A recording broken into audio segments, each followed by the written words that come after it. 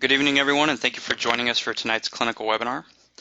Before we get started, I'd like to point out that you have a text box on the right side of your screen for asking questions, and I encourage you to ask questions during the presentation, and we'll have a Q&A session following the lecture.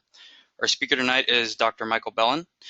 Dr. Belin is going to be talking about the new ABCD Keratoconus classification and future progression displays on the Oculus Pentacam. Dr. Belin is a clinical professor of ophthalmology and vision science at the University of Arizona, Tucson. He has several publications on the subject of keratoconus as well as other corneal pathologies. And Dr. Belin has received several accolades for his work over the years, including the American Academy of Ophthalmology's Honor Award, their Senior Honor Award, and the Lifetime Achievement Award. On behalf of Oculus, I would like to thank Dr. Belin for being here and speaking this evening, and I'd like to thank everyone else in attendance for joining us tonight. And without further delay, I will pass the torch on to Dr. Michael Belin.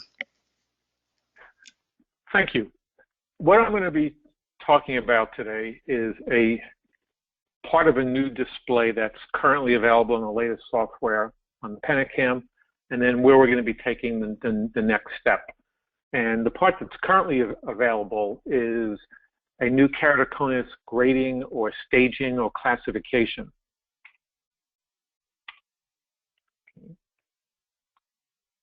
And for some reason, my slides are not moving. Okay. So the first question is, if you look at the screen, are any of you using any of these devices? And obviously, the answer is no. So then the real question is, why are we still using this, which is the Amsler-Krumeich? Because the Amsler-Krumeich grading or classification was developed the same time these other devices were developed. It actually was from 1937.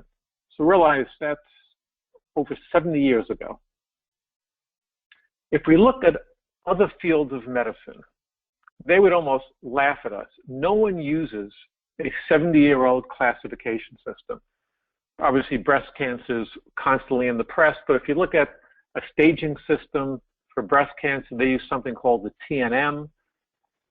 Again, it's a fairly recent development. It allows them to grade or classify and guide their treatment, but more so, it allows them to evaluate treatment modalities because they can properly classify different stages of the disease. If you can compare this breast cancer, again, a TNM, the T is followed by a number of 0 to 4 that describes the tumor size and spread. N is the number of lymph nodes involved, and M indicates whether it has spread to distant organisms. Additionally, they use biopsies, MRIs, lymph node dissections, genetic markers, and hormonal markers, all to guide their treatment. And currently, this is what we use in ophthalmology. Effectively, Amsler-Krumeich used a keratometer and optical pachymeter, and that's how we still grade our keratoconus. So again, this is my plea that we should stop using Amsler-Krumeich. It really has no real clinical validity. So let's look at this as an example. Now, it doesn't really matter if this is from a Scheinflug, OCT, or placebo. This is the anterior curvature. Would any of you do surgery on this patient? Well, it looks like a completely normal anterior curvature map. Very little cylinder, very normal principal meridians are orthogonal. If you look at all the standard anterior indices, they are all completely normal.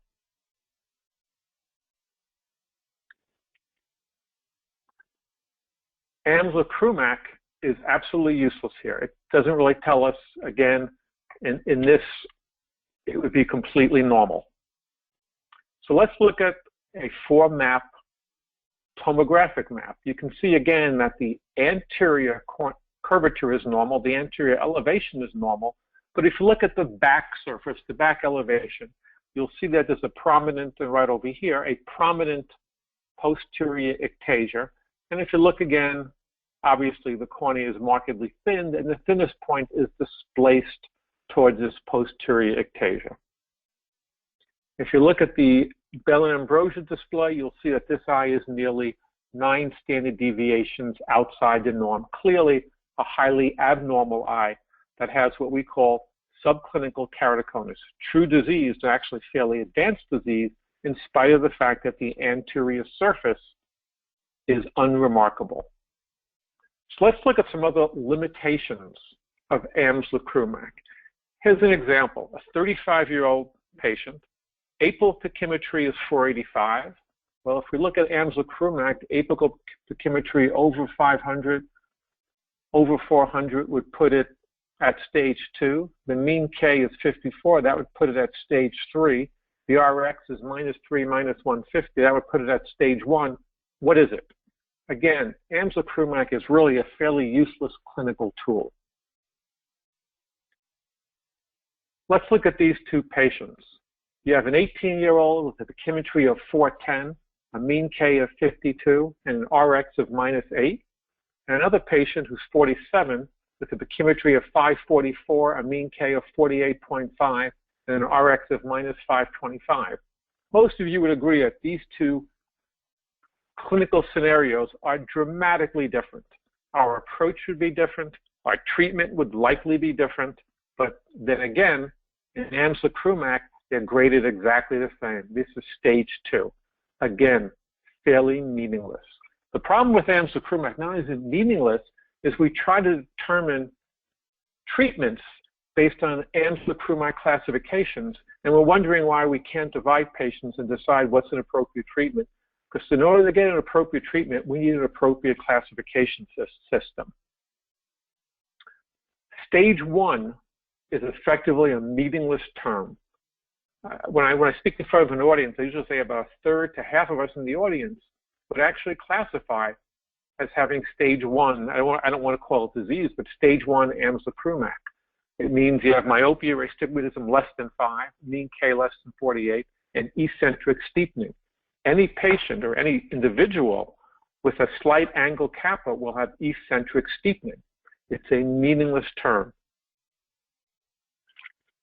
Another limitation of Amsler-Krumeich is that it relies on apical thickness. Again, it was developed in the late 1930s when effectively we used optical pachymetry. This is an example on your right that if you used either optical or actually even just ultrasound pachymetry, you would get an apical reading of 520. I get my pointer back right there, 520. The cornea actually thins down here to 499. So again, a limitation of Amsler-Krumeich, it relies on an apical reading. Apical readings do not reflect the cone. Another limitation we already alluded to, it doesn't take the posterior surface into account. Again, you'll see here on the Belin ambrosia display, the anterior surface is completely normal, but the posterior surface is abnormal, and if you look at the pachymetric progression, the pachymetric progression is abnormal. Both of these are not evaluated in Amsler-Krumeich.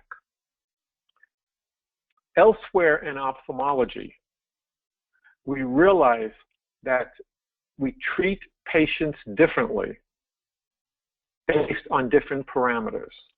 And we all know that we do custom treatments with our refractive surgery. We don't treat every -4 the same. We do wavefront analysis. We do a custom treatment. Not every -4 gets the same treatment. Similarly, with cataract surgery, our selection of lenses is often different based on Q readings of the cornea or the shape of the eye. Not every 22.5 axial length gets the same lens. However, with keratoconus, we've been treating everyone the same. And that's hindered not only appropriate treatment, but a way we can evaluate our treatments to determine what is the best treatment for an individual patient. So again, we would look at an example like this and say, how would you treat this patient? It clearly is abnormal, clearly has keratoconus. If you look at a big posterior ectasia, you look at the cornea, it thins to 450. You look at the pachymetric progression, it's highly abnormal.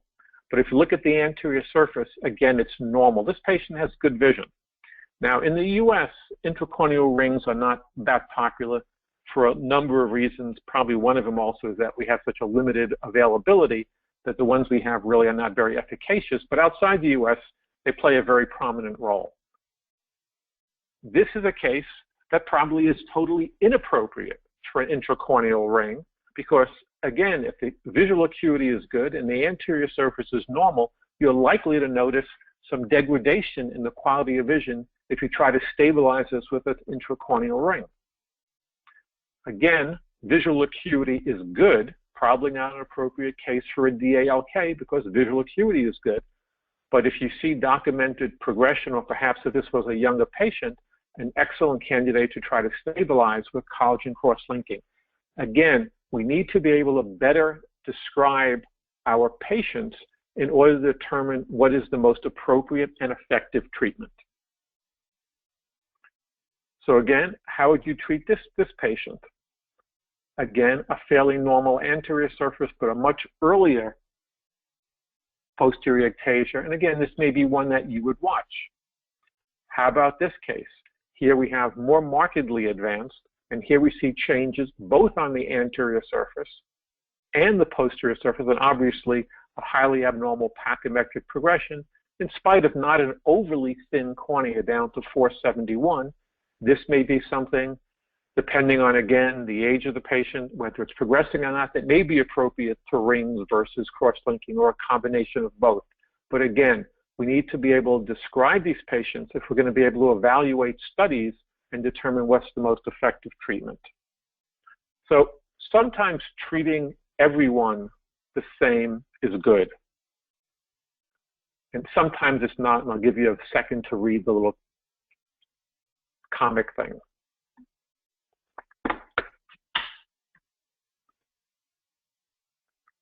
So we need a new system.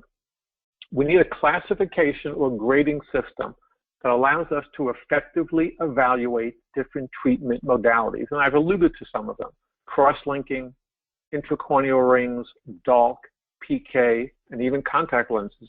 If you remember back to that example I gave you of the 18-year-old and the 47-year-old that both were stage, quote, stage 2, you can realize how useless Amsler-Krumeich is in trying to determine what's an effective treatment, because those two patients were dramatically different. Yet, if we did a study and used Amsler-Krumeich, they would be considered the same. And that really has hindered our ability. And again, I gave you the example of breast cancer staging, which is much more complex than just using a keratometer and a central ultrasound reading, which is what Amsler-Krumeich does.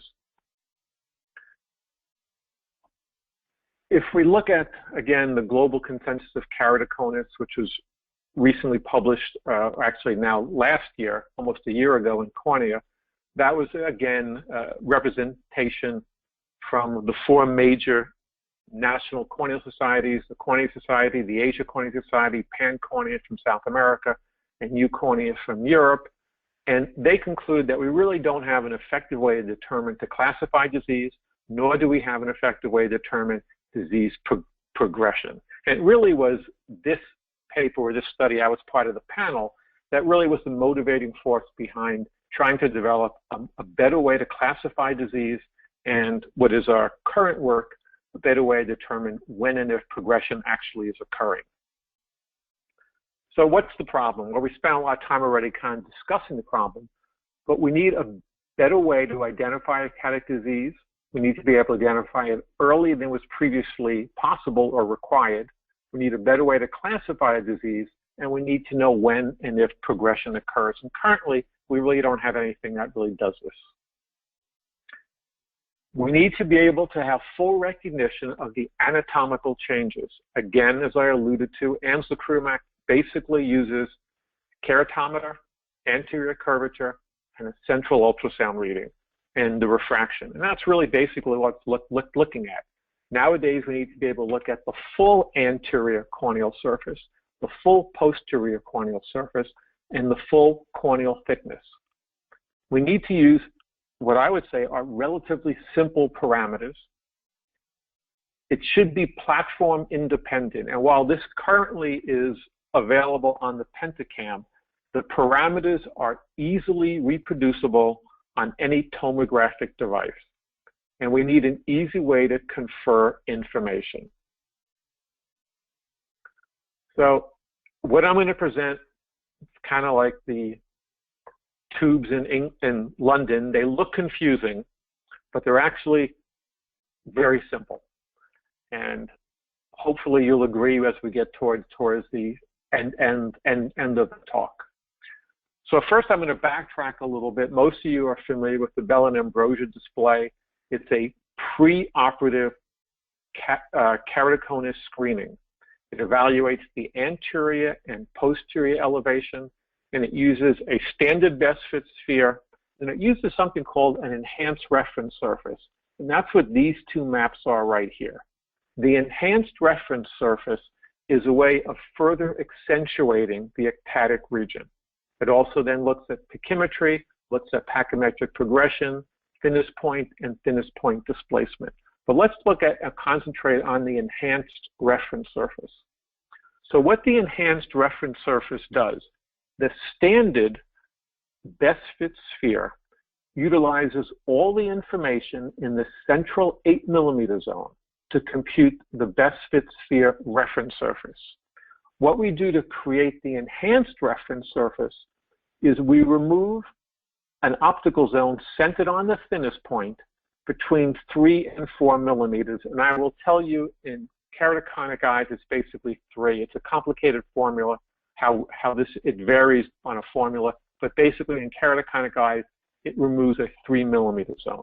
When you remove that area, you're effectively removing the ectatic region, and the reference surface becomes flatter, which allows the ectatic region to stick up more. The best analogy to that is maps of the Earth. Okay, we're all very used to looking at maps of the Earth, and the reference surface is sea level. Realize sea level is not a best fit sphere. Sea level is not the average of the land, seas, and the mountains. If we used a best fit sphere to the Earth, mountains would be lower. But we want something similar to sea level because we want to accentuate the mountains. So what we do again is we remove a 3mm zone surrounding the thinnest point, and that allows us to have a reference surface that is flatter and allows the ectatic region to be more ectatic. And that's what you can see here. So this is the standard best fit sphere. And if you look over here, there's a very early suggestion of what we call a positive island of elevation. And this is now at the same eye using the enhanced reference surface. And notice what happens to that region. It becomes much easier to see. And when we did this in a large group of patients, actually a very large number of patients, it was highly statistically significant that the change in elevation when going from a standard best fit sphere to the enhanced was highly statistically significant in separating normal from basically ectatic eyes. So normal eyes showed very little change when we compare the best fit to the enhanced, less than 2 microns on the anterior surface, when keratoconic eyes showed over 20, and in the posterior surface, less than 3 when keratoconic eyes were roughly 40. Again, a p-value of 0.0001, highly statistically significant. So the only reason I brought that up is we're actually going to use the opposite of that. The reason why that works is because when we take out that 3mm zone from the reference surface, we're effectively taking out the bulk of the cone. And that allows us a more normal, or quote, sea level equivalent reference surface.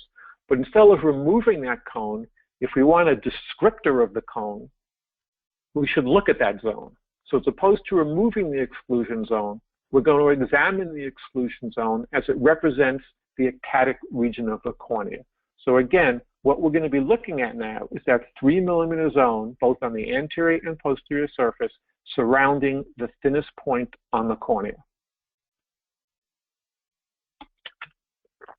Now, unfortunately, this is going to start getting confusing, but again, I want to tell you, it will become very simple at the end.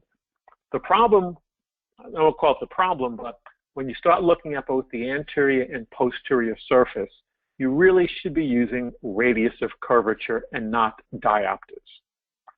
There's a number of reasons for that. So why is it important to utilize radius of curvature? Now, For optometry, because they, at least older optometrists, were very used to radius of curvature. They were using that routinely when they were fitting rigid lenses. A lot of people nowadays are so ingrained in using diopters, they're not really used to thinking in radius of curvature. But why is it important? Well, first, the posterior cornea is a low power minus lens.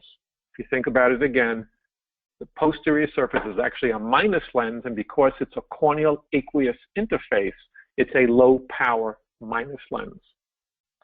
Very difficult to try to compare, if you're using diopters, a 45 diopter anterior surface and a -5 posterior surface. It's just not intuitively comparable. Radius of curvature, instead of diopters, allows you to make direct comparisons.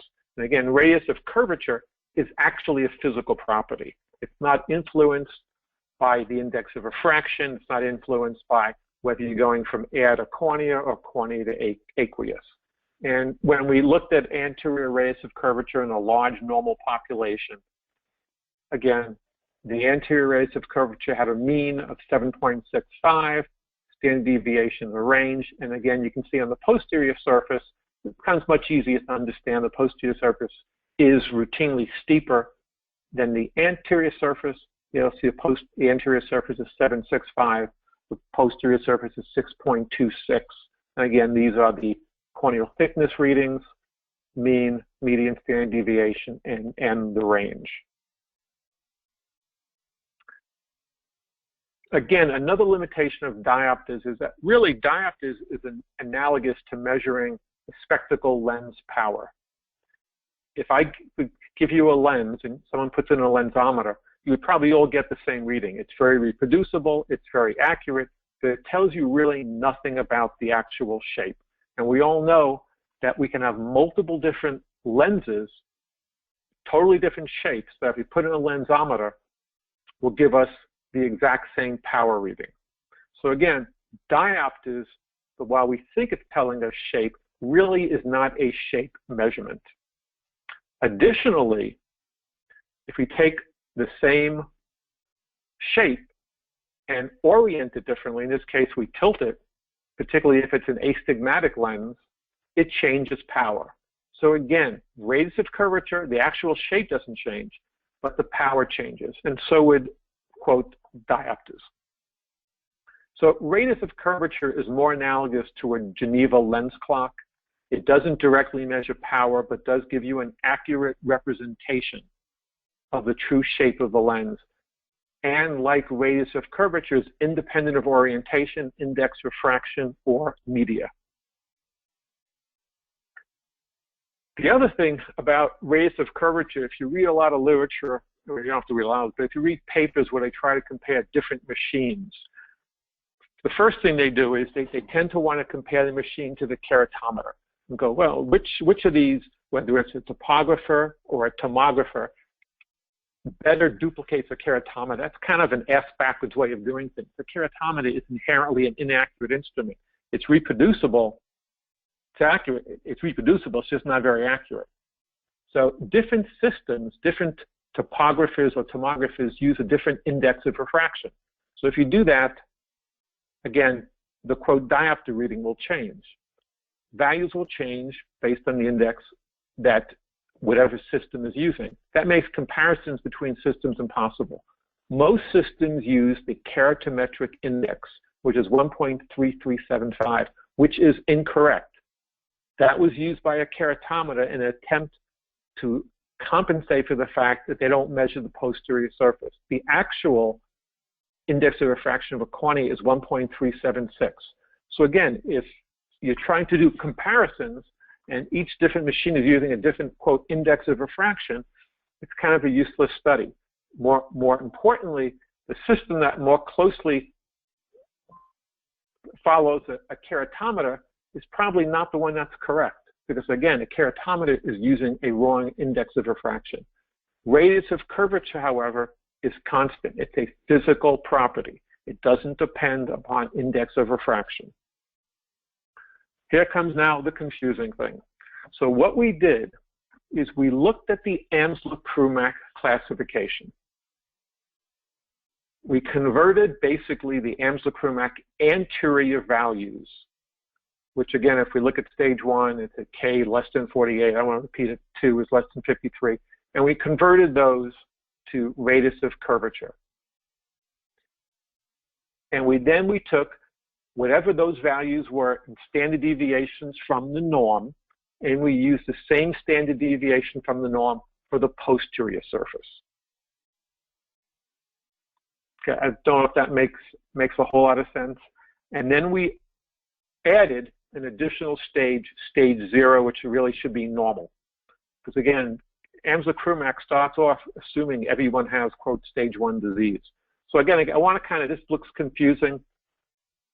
I want to kind of tell you what we did. So again, stage 1 is a radius of curvature greater than 7.05. That's the same as Amsler-Krumeich, less than 48 diopters. Stage 2, greater than 6.35, same as Amsler. So the anterior stage 1, stage 2, stage 3, and stage 4 for the anterior surface, other than converting it to radius of curvature, is similar to Amsler-Krumeich. The posterior values are defined by the same standard deviations that had to be used on the anterior surface. And these are the posterior values. These are the pachymetric values.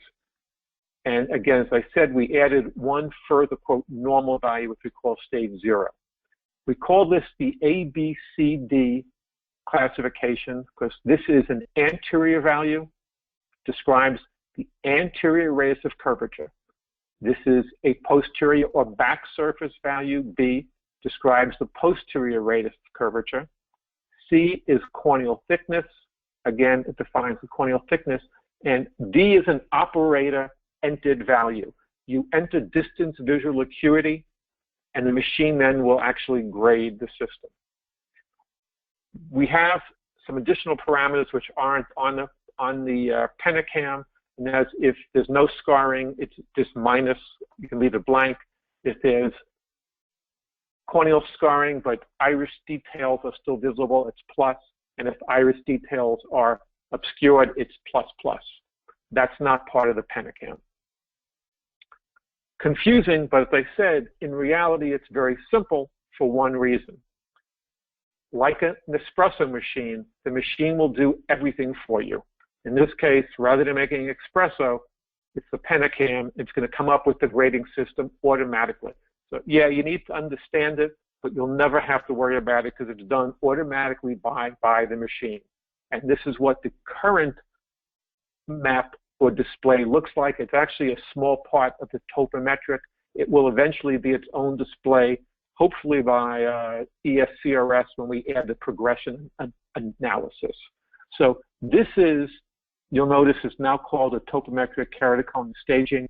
This is the keratoconus staging part of it, and I will blow that up so we can see it a little bit better. This gives you the anterior radius of curvature, and this is the exact value for the anterior radius of curvature at the 3 millimeter zone. In this eye, it's 7.60, automatically done by the machine. The posterior radius of curvature, 4.82. The thinnest pachymetric reading in this eye is 381. And then this is a drop down you put in. If you don't put it in, you won't get a number here. You put in the visual acuity. The display automatically then will classify this. The anterior surface is basically normal. It's A0. Big posterior ectasia, B4. Fairly thin cornea, C3. But again, because the anterior surface is normal, visual acuity is normal, we come up with D0. So this is the classification for this cornea, A0, B4, C3, D0. This really is the better descriptor, the actual values. But if you're doing a study and you want to be grouping patients, this is a method of doing the, quote, staging or classification. But again, these are the actual descriptors. So let's look at some examples. Here we can see a very normal looking eye, anterior surface, anterior elevation, corneal thickness, posterior surface, very, very normal. Here's the topometric keratoconus staging, but I just blew it up for you down here. And again, you will see everything is completely normal. Everything is a 0, 0, 0, 0. It's a normal eye. Let's look at a very early ectatic change. You'll notice here the anterior surface, normal orthogonal astigmatism, normal anterior elevation, maybe a slight suggestion here. The cornea is a little bit below 500 here, but notice we have an early but fairly prominent posterior ectasia. And if we look at the staging, we see it's slightly above stage 1 here. It's because, again, a very early change here. The back surface here, thinnest here, so very early changes, and a slight decrease in vision, A1, B0, C0, D1. Again, I want to stress these are the best descriptors because these are exactly what you're seeing, but this is the classification. So again, some very early changes. Let's look at some more moderately advanced disease. See, obviously, asymmetric on curvature, a significant anterior ectasia here, a very significant posterior ectasia here, and the cornea thins down to about 470, not overly thin for a keratoconic eye. And again, when we look at that, again, fairly prominent anterior ectasia. Notice here, it's A2, really big posterior ectasia. B4, as I mentioned, the corneal thickness is not really that thin for a keratoconic eye, so it's only C1, but because of a fairly significant and highly asymmetric anterior surface, the vision has dropped down to 125, so that's D3. So again, a really much better descriptor than we have with Amsler-Krumeich, which really tells us nothing when someone tells me what it's stage 2. To me, that's meaningless. This is a much better descriptor of what's going on in the eye. And again, these are actually the best descriptors here. But again, when you want to break patients down to classes, A2, B4, C1, D3. And now let's go ahead and look at, I think we have one more. Yeah, very advanced disease. Again, anterior ectasia, posterior ectasia. Cornea here thins down to 436.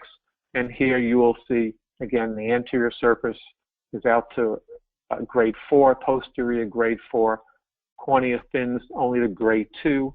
Again, not markedly thin, but 436. And visual acuity at D2 for 2100. So again, just a much better descriptor of what's going on. And I want to stress again, the machine does it automatically. So while it's all done in radius of curvature, which may be confusing, it's done automatically on the system. So what is our future work? Well, this was really our first step, and that was to develop a classification system that better describes each of the anatomical changes, anterior surface, posterior surface, thickness, but not just by an apical reading, but actually the thinnest point of the cornea, and then allows us also to put in a distance visual acuity. The next step was, can we utilize this to determine what really is something we all want to know is the disease progressing or not? So what are commonly used progression parameters? There's a whole list of them if you read, especially the cross-linking, none of which have been validated.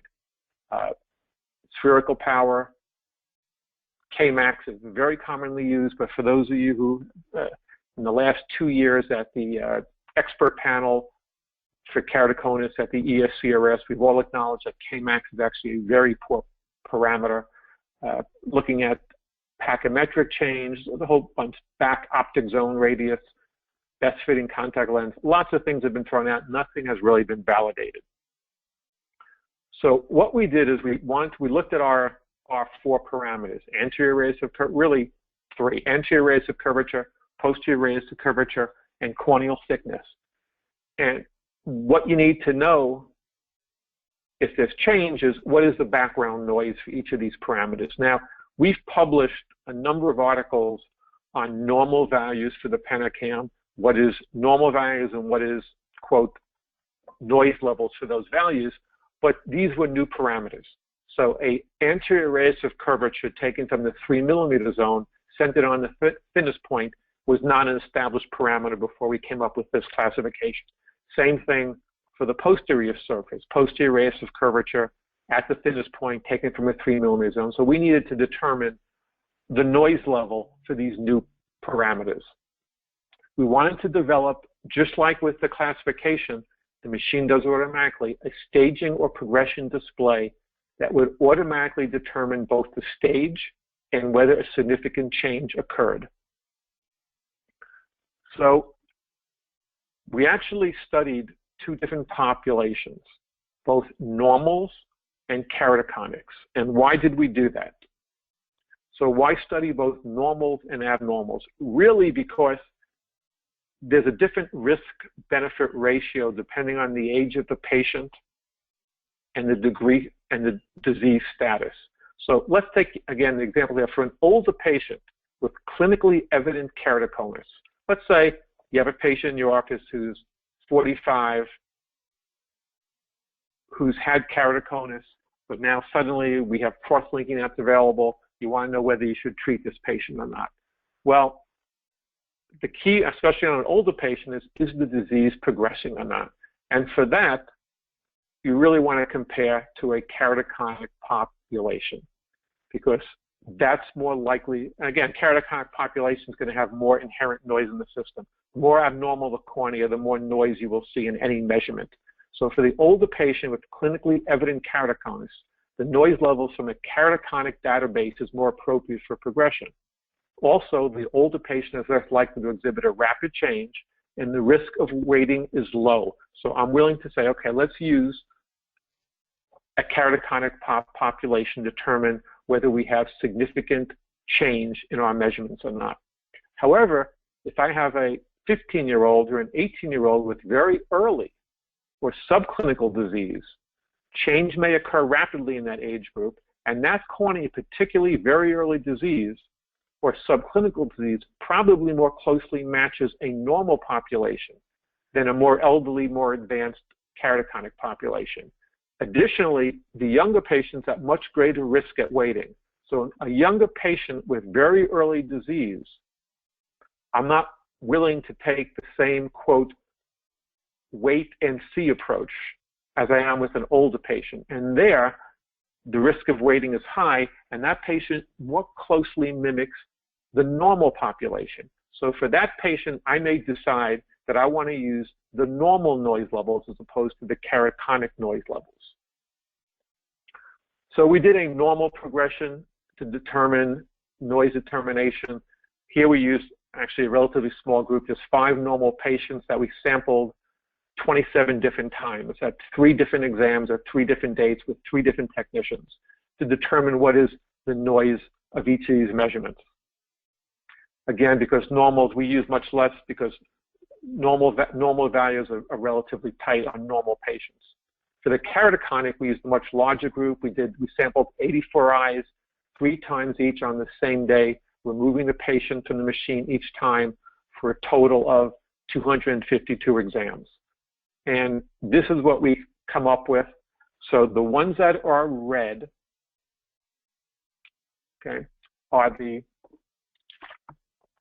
let me just go over this. So we determined the standard deviation for the anterior radius of curvature, the posterior radius of curvature, and the minimal corneal thickness. Both the reds are actually the keratoconic population, the green is the normal population. You can see that the normal populations are much tighter. There's very little noise in normals compared to the keratoconic. And then we determined both an 80% and a 95% one-tail confidence interval. Like the classification, this is going to start off sounding confusing and difficult, but the machine does this all for you, and it's going to turn out to be very, very easy. Why did we use 2 different confidence intervals, and why do we do a one-tail? One-tail means we're only looking at one direction. The reason for that is all these parameters, progression is only a one-sided event. So for the anterior surface, progression is steepening, not flattening. For the posterior surface, progression is steepening, not flattening. And for progression, for corneal thickness, progression is thinning, not thickening. So we did a one tail or a one-tail confidence interval. We wanted to give the user, which is really you or the surgeon, the ability to determine, quote, what level of risk you would like to apply. So we did both an 80% confidence interval and a 95% confidence interval. So effectively, what you're going to have is you will have the ability to pick, do you want to compare to a normal population or a keratoconic population?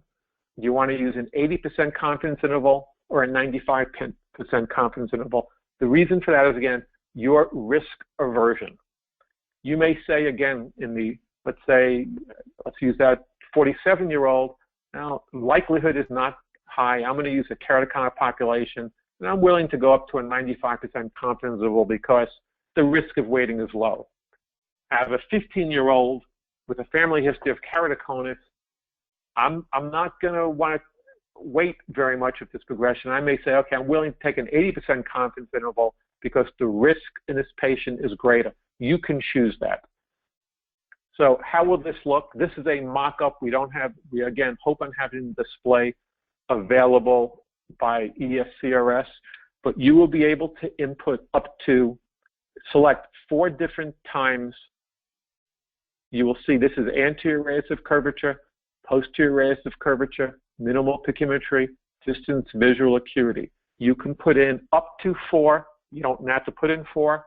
The machine will display each of these parameters, and then you can select, or you can have them show all of them. This is a 80% confidence interval from a normal population. This is a 95% confidence interval for normal. This is an 80% for the keratoconic, and this is a 95 for a keratoconic. So you can see here, and this is the first exam, the second exam, the third exam, the fourth exam. You can see here that there's been significant change whether you use the normal population. For a keratoconic population, it reaches 80% confidence interval, but not 95%. So again, you can determine really what's the appropriate population for you to compare to, and what's your risk benefit for that. So again, an example might be if this was a very old patient, let's say this was a 60-year-old, I may say, okay, I'm willing to wait because we really haven't gotten to 95. I'll tell you, if this was someone in their teens, this person would have been treated already, probably with cross-linking if we had it available, or some other modality. So again, this is hopefully what will be available in the next couple months. Again, it'll allow you to put in different exams over time, and allow you then to see progression of these 4 parameters: anterior radius of curvature, posterior radius of curvature, minimal thickness, distance visual acuity, and able to determine at what level of significance you're able to show change. So again, the plan is here is to have a comprehensive keratoconus staging and progression. This will be removed from the topometric map. It will be its own display. User will be able to enter up to 4 exam dates. You can select either normal or keratoconic, or show both. And you can select either 80 or 95% confidence interval, and may even add some additional ones, but I think it just gets too confusing if you add a lot of them, or show both. I want to be able to have it showing both. I'll back up a slide. Gives you a lot of information without being overly confusing. I think that's probably about the maximum number of lines that I think is going to be clinically useful. So that's where we're going with this. I want to thank you for your attention. Took about 45 minutes, which is a good length of time. As I said, for those of you who do not currently have this, it is currently available, and I always kind of cringe when I say I believe it's just a software upgrade that's not a cost. It's the latest software upgrade. Will give you the topometric and keratoconus staging. As I said, we hope on having the progression display at least as a display to show at ESCRS, which is in September, and hopefully maybe even before that. Thank you. Thank you, Dr. Belin, and we're excited to see the new progression display come up. Before I get to the questions, I'm going to just go ahead and give you some contact information. If you do have any questions or would like a software update on your Pinacam, you can contact our service department. We can update you to the latest software, so you do have the new ABCD Keratoconus classification. If you have any questions on the Pinacam or would like a product demonstration, you can contact our sales department at sales@oculususa.com, or the numbers there available as well. If you did happen to miss part of this webinar or are interested in attending future webinars, you can also go to our website, www.oculususa.com, and register for future lectures and access past webinars.